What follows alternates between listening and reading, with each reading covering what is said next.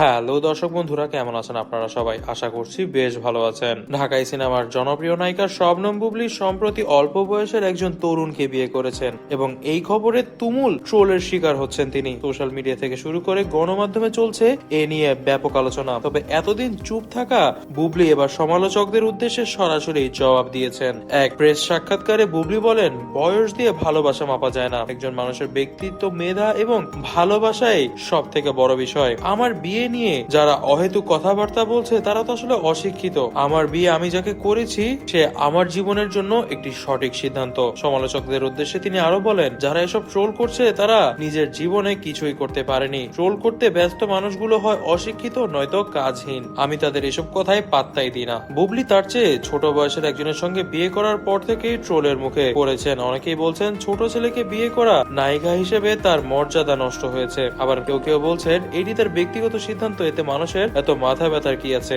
জানা যাচ্ছে শবনম বুবলী কিছুদিন আগেই বিয়ে করেছে রবিন নামের এক ছেলেকে এবং এই ছেলেটি তার থেকে বয়সে প্রায় 10 বছরের ছোট। তবে এখানেই কিন্তু থেমে থাকেনি বিষয়টি। আরো জানা যাচ্ছে ছেলেটি নাকি শাকিব খানের আপন ভাগিনা, আর এই রবিনকেই বিয়ে করেছে বুবলী। জানা যাচ্ছে রবিন নাকি নর্থ সাউথ ইউনিভার্সিটিতে স্নাতকোত্তর করছেন, এমনকি মডেলিং এও আছেন এই ছেলে, এবং এছাড়াও ঢালিউডে খুব শীঘ্রই প্রবেশ করতে যাচ্ছেন এবং হতে পারে এই বিয়ের একটা কারণ রবিনের ঢালিউডে প্রবেশ। বুবলীর এই জবাব সোশ্যাল মিডিয়ায় মিশ্র প্রতিক্রিয়া তৈরি করেছে। একদল মানুষ তার বক্তব্যকে সমর্থন করছেন, বলছেন বয়স কোনো বিষয় নয়, যদি দুইজন একে অপরকে ভালোবাসে এটাই অনেক। অন্যদিকে সমালোচকরা বলছেন একজন সেলিব্রিটি উচিত এসব বিষয়ে আরো সচেতন হওয়া। বুবলী জানান, আমি সবসময় নিজের কাজ ও পরিবারকে গুরুত্ব দিই। এসব ট্রোল আমার কাজ বা জীবনের উপর কোনো প্রভাব ফেলতে পারবে না। সামনে আমি আরো ভালো কাজ নিয়ে আসবো এবং আশাবাদ করছি মানুষ আমার কাজকে পছন্দ করবে। তবে দর্শক বন্ধুরা, এই বিষয়ে আপনারা কি মনে করছেন?